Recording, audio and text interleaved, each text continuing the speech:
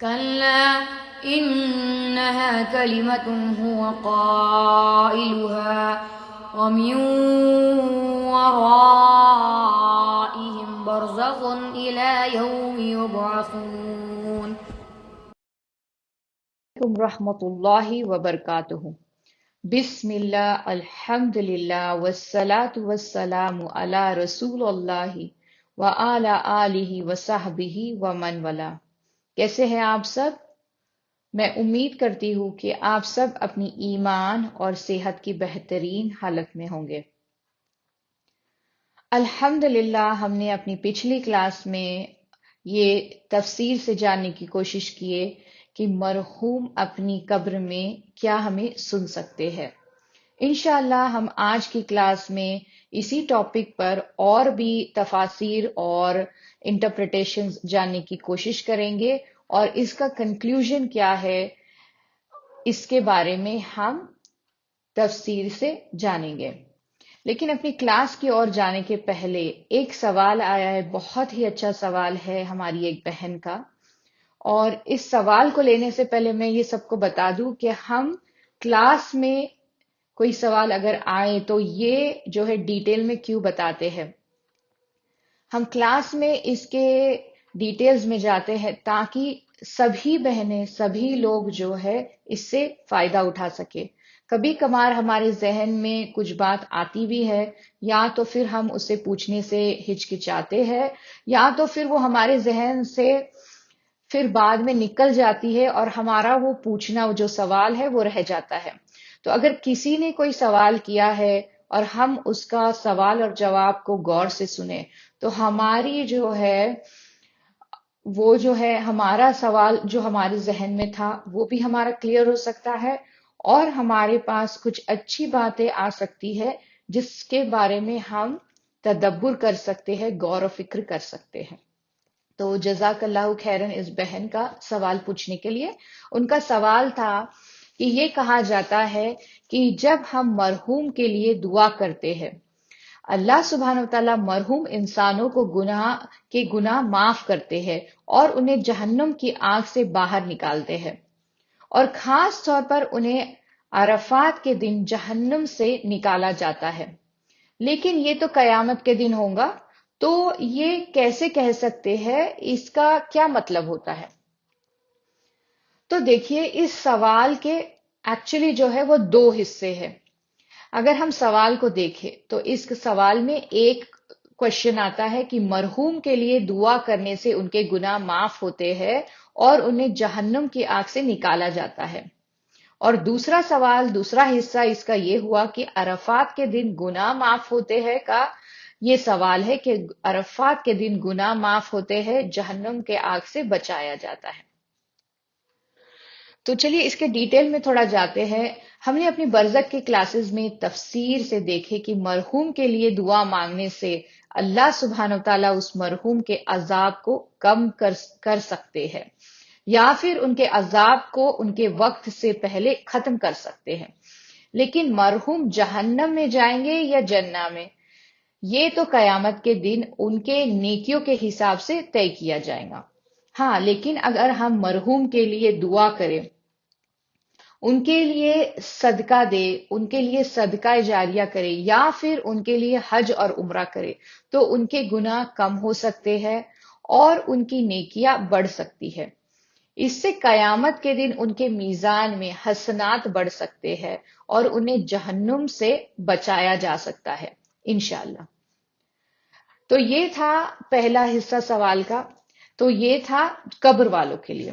اب دوسرا ہے عرفات کے دن جہنم کی آگ سے لوگ بچائے جائیں گے۔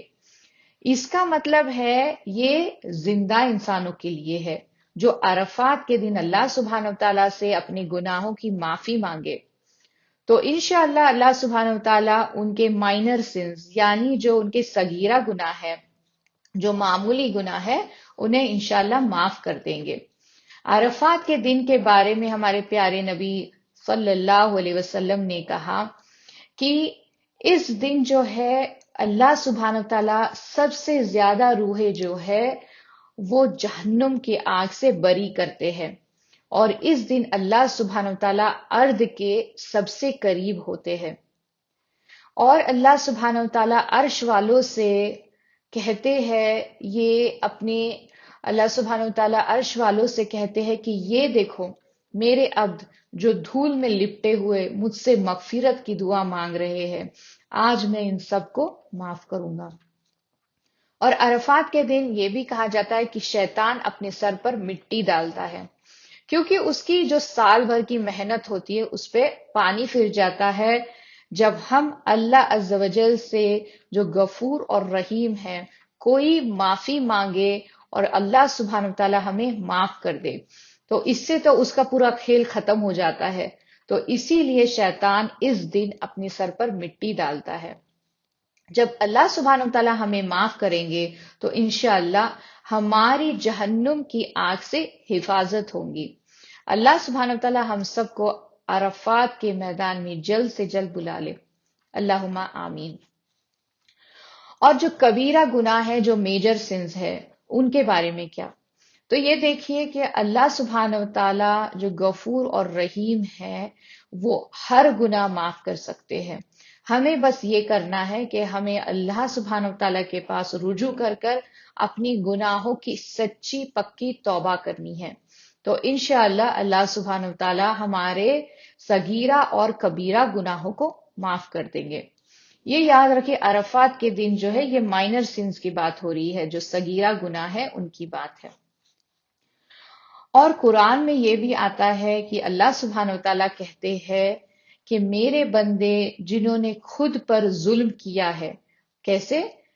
گناہ کر کر، لیکن وہ مایوس نہ ہوں، کیونکہ لیے اللہ سبحانہ وتعالی سارے گناہوں کو، چاہے وہ سمندر کے جھاگ برابر بھی کیوں نہ ہو، معاف کرنے والے ہیں۔ اللہ سبحانہ وتعالی غفور اور رحیم ہے۔ انشاءاللہ ہم صحیح دل سے اللہ سبحانہ وتعالی سے اگر معافی مانگے تو انشاءاللہ اللہ سبحانہ وتعالی ہمارے تمام گناہوں کو معاف کر دیں گے انشاءاللہ۔ اور اگر ہمارے گناہ معاف ہو گئے تو آٹومیٹکلی جہنم کے آگ سے ہماری حفاظت ہو جائیں گے۔ تو یہ تھا سوال کا جواب۔ ابھی ہم اپنی کلاس کی طرف چلتے ہیں۔ دیکھیے ابن تیمیہ اور ابن القیم یہ دونوں دونوں نے اس بات کو کہا ہے کہ مرحوم انسان اپنی قبر میں سن سکتے ہیں، اور ابن کثیر جو مشہور مفسرون ہے انہوں نے اپنی تفسیر میں یہ کہا ہے کہ مرحوم سن سکتا ہے۔ تو اب دیکھتے ہیں کہ دوسری سائیڈ کون لوگ ہیں جو یہ کہتے ہیں کہ مرحوم سن نہیں سکتا۔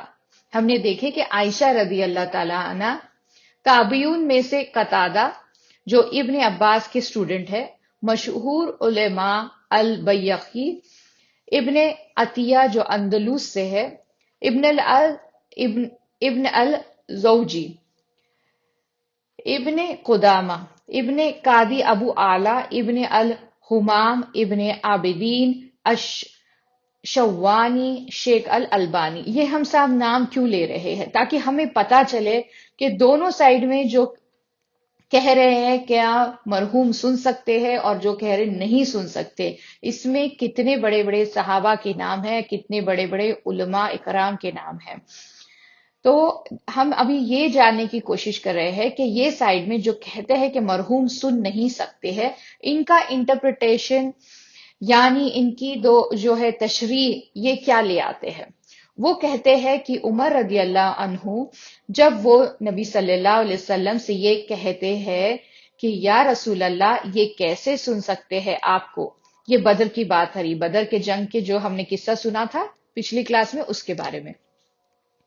اس سے پتا چلتا ہے کہ عمر رضی اللہ عنہ کی سمجھ تھی کہ مرحوم سن نہیں سکتا ہے، اور اس پر نبی صلی اللہ علیہ وسلم نے انہیں بنا کوئی شرط کے ایسے نہیں کہا کہ نبی صلی اللہ علیہ وسلم نے یہ نہیں کہا کہ او عمر مرحوم سن سکتا ہے، بلکہ انہوں نے یہ کہا کہ وہ مجھے ابھی سن سکتے ہیں جیسے تم لوگ ابھی مجھے سن سکتے ہو۔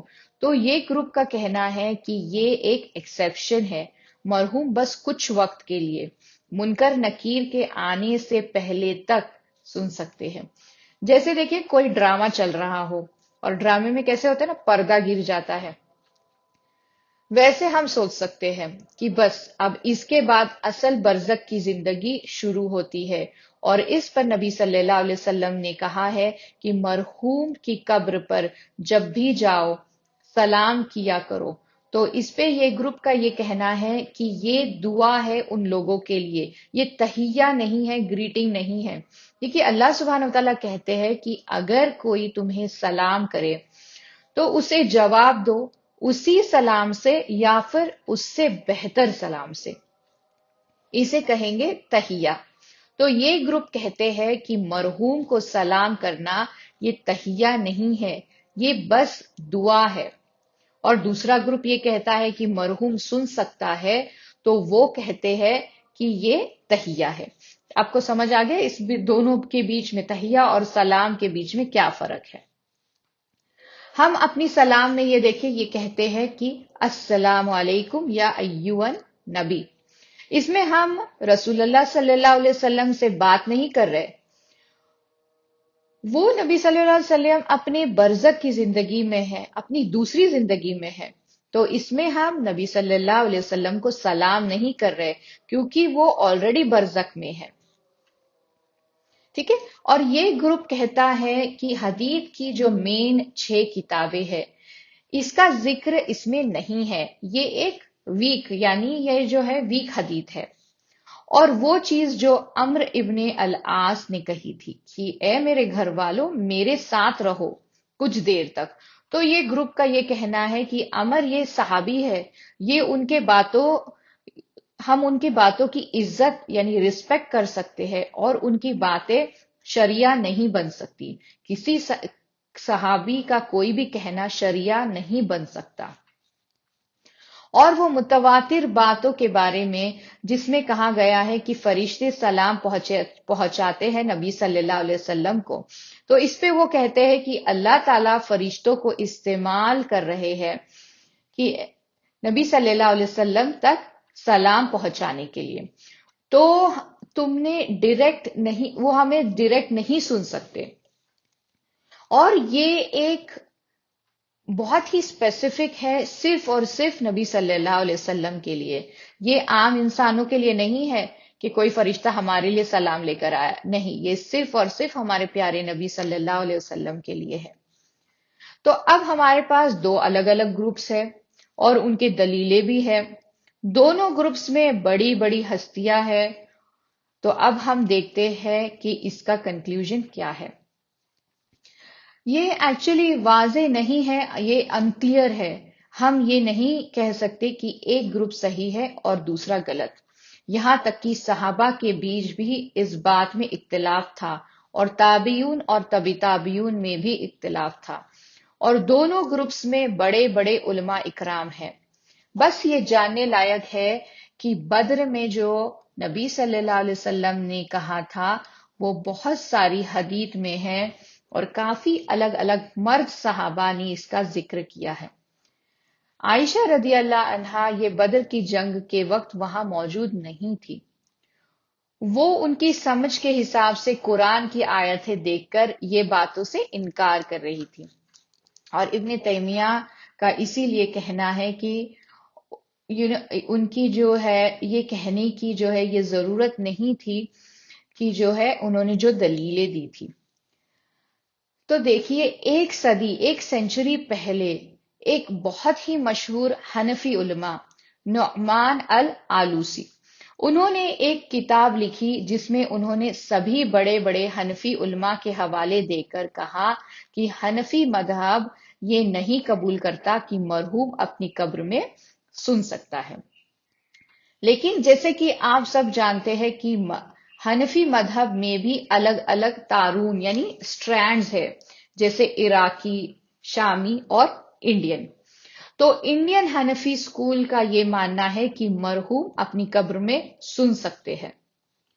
یہ جان لیجئے کہ مرحوم سن سکتا ہے یا نہیں، اس پہ ہمارے کوئی بھی اعمال یا ایکشن بیسڈ نہیں ہے، اس سے کوئی بھی فقہ یا شریعہ کے رولز بدلتے نہیں ہیں، یہ بس ایک ایبسٹریکٹ تھیوریٹیکل یعنی نظریاتی خلاصے کا مسئلہ ہے۔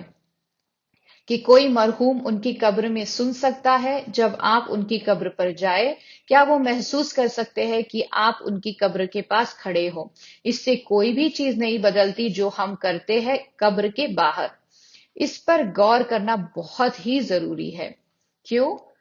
کیونکہ سب سے اہم وجہ کہ ابن تیمیہ کے فالوورز اور بہت سارے مشہور علماء ہمارے دور کے اس بات کو نکارا کرتے ہیں کہ مرحوم سن سکتے ہیں، کیونکہ اس سے ایک بڑا مسئلہ کھڑا ہو جاتا ہے کہ ہم مرحوم سے کیا ہماری خواہشات مانگ سکتے ہیں؟ اور یہ سارے علماء کا کہنا ہے کہ بالکل نہیں، آپ مرحوم سے اپنی خواہشات مانگ نہیں سکتے، اور یہ صحیح رائے اوپینین ہے، اس میں کوئی بھی شک نہیں ہے۔ آپ قبر پر نہیں جا سکتے اور کہہ سکتے کہ یا صاحب القبر میرے بچے کو شفا دو، یا صاحب القبر مجھے یہ دے دو، مجھے وہ دے دو۔ اور جیسے ہم جانتے ہیں کہ کوئی گروپس یہ کرتے ہیں، اسی لیے جو علماء یہ کہتے ہیں کہ مرحوم سن نہیں سکتے، وہ اسی لیے ہے کہ لوگ قبر پر جا کے یہ سب شرک نہ کریں۔ ہمیں یہ بات صاف لفظوں میں سمجھ لینی چاہیے کہ مرحوم ہمیں سن سکتے ہیں یا نہیں، اس سے ہمارا فقہ یا ہمارا عقیدہ نہیں بدلتا۔ ہم قبر پر جا کے اس قبر والوں سے اس دنیا کے بارے میں، اس دنیا کے مسائل کے بارے میں بات نہیں کر سکتے۔ یہ کوئی صحابہ نے نہیں کیا نبی صلی اللہ علیہ وسلم کے ساتھ۔ ان کے وقت میں تو کتنی سول وارز ہوئی تھی، کتنی جنگیں ہوئی تھی۔ انہوں نے نہیں کہا کہ یا نبی صلی اللہ علیہ وسلم ان کی قبر پر جا کے کہ ہماری مدد کرو، کہ ابھی ہمیں کیا کرنا چاہیے۔ یا کوئی تابعین نے نہیں کیا صحابہ کے ساتھ۔ کوئی بھی صحابہ نے یہ نہیں کیا کہ وہ قبر پر گئے اور قبر والوں سے اس دنیا کی بات کرنے لگے۔ دیکھیے، کیونکہ تم کافی ٹائم سے اس قبر میں ہو، تمہارے پاس کوئی انٹرنیٹ بھی نہیں ہے، کوئی وائی فائی بھی نہیں ہے، تو چلو میں تمہیں جو ہے اس دنیا کی سب خبریں دینے آیا ہوں۔ نہیں، اس بات پر ہمارا عقیدہ اور فقہ ڈیپینڈ نہیں کرتا۔ اور اس سے بھی گئی گزری بات کہ اس قبر والے سے اپنا کچھ کام کرنے کے لیے کہنا، یا پیر یا بابا آپ جو ہے اللہ سے میرے لیے یہ فلاں فلاں چیز مانگے، اور اس سے بھی بدتر یا فلان آپ مجھے یہ چیز دے دو۔ یہ سب حرام ہے، یہ گناہ کبیرہ میں شامل ہوتا ہے، اور یہ ایک سٹیپنگ سٹون ہے جو شرک کی طرف لے جاتا ہے، اور بنا کوئی شک یہ سب حرام ہے، اور اس میں کوئی شک نہیں کہ ہم اس کے بالکل خلاف ہے۔ تو اس میں کوئی شک نہیں کہ یہ ایک اجتہادی عقلی ایشو ہے، اور اس پر ہم اپنا عقیدہ اور فقہ بنیاد نہیں کر سکتے، اور اس سے ہمارے اعمال نہیں بدلتے۔ اس سے ہم یہ کنکلوڈ کر سکتے ہیں کہ مشہور مفسرون ابن عبد البر، انہوں نے جو کہا کہ جب تک ہم اس جگہ پہنچ نہیں جاتے، جب تک ہم خود برزخ میں نہیں ہیں، تب تک ہم اس چیز کی اصلیت کو نہیں جان سکتے۔ اللہ عالم۔ لیکن ابن تیمیہ کی پوزیشن اس معاملے میں کافی مضبوط دکھتی ہے کہ مرحوم قبر میں سن سکتے ہیں، کیونکہ جو قرآن کی آیتیں ہیں وہ یہ دکھاتی ہے کہ یہ سننا ایک نفع دینے والا سننا ہے، وہ ایکچوئل سننا نہیں ہے۔ تو ان سب باتوں سے ہم یہ کنکلوڈ کر سکتے ہیں کہ میت ان کی قبر میں سن سکتے ہیں، لیکن یہ نہیں کہ ساری میت ساری باتیں ہمیشہ سن سکتے ہیں۔ دیکھیے، اس دنیا میں بھی ایک انسان دوسرے انسان کی بات کبھی انسنی کر دیتا ہے۔ اس کا اصل اگزامپل ہم لے تو شوہر اپنی بیوی کی ہر بات نہیں سنتے، ہے نا؟ جیسے ہر انسان دوسرے انسان کی ہر بات نہیں سن سکتا، ویسے ہی ہر میت ہر چیز جو اس کے قبر پر کہی جا رہی ہے نہیں سن سکتا۔ یہ ہو سکتا ہے کہ اللہ سبحانہ وتعالیٰ کوئی مرحوم کو ان کی قبر میں کوئی چیز سننے کی اجازت دے، اور یہ بھی ہو سکتا ہے کہ جب کوئی مرحوم کے قبر پر جائے تو وہ اس انسان کو سن نہیں سکتے، کیونکہ وہ میت اور کوئی کام میں لگے ہوئے ہے۔ یہ ابن تیمیہ کہتے ہیں، یہ بات غور کرنے والی ہے۔ ابن تیمیہ بس ایک عام فتاوی نہیں دے رہے کہ میت ہمیشہ سن سکتا ہے، لیکن انہوں نے یہ کہا ہے کہ ہمیشہ کوئی میت سن نہیں سکتا۔ یہ یاد رکھے کہ میت یہ ایک الگ دائرے میں ہے، الگ ریلم میں ہے، وہ برزخ میں ہے، وہ کافی ساری اچھی اور بری چیزوں میں بزی ہو سکتے ہیں۔ اللہ سبحانہ و تعالیٰ سے دعا کرے کہ وہ اچھی چیزوں میں بزی رہے۔ تو اس بات کی کوئی گارنٹی نہیں کہ ہر بار اگر کوئی مرحوم کی قبر پر جائے تو وہ مرحوم انہیں ہمیشہ سن سکتے ہیں، لیکن اوور آل یہ کلیئر ہے کہ یہ ہوتا ہے کہ میت سن سکتا ہے۔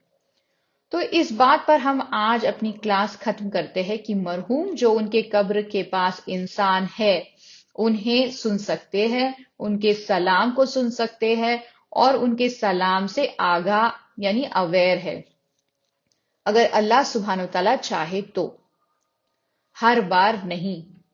اور یہ سوچنے والی بات ہے کہ اگر بہت ٹائم گزر گیا ہے میت کو، اور یہ سوچے کہ اگر کوئی سیکنڈ تھرڈ جنریشن کے بعد ان کی قبر پہ جائے، اور یہ یاد رکھے کہ ہمیں یہ دیکھے کہ میت کچھ عرصے ہم نے یہ دیکھے ہے کہ میت جو ہے وہ کچھ عرصے کے بعد ایک ٹرانس میں جو ہے ایک نیند کی حالت میں چلی جاتی ہے، تو اتنا عرصہ گزر جانے کے بعد ہو سکتا ہے کہ وہ میت ان کے قبر پر آنے والوں کو سن نہ سکے، یہ اللہ بہتر جاننے والے ہیں۔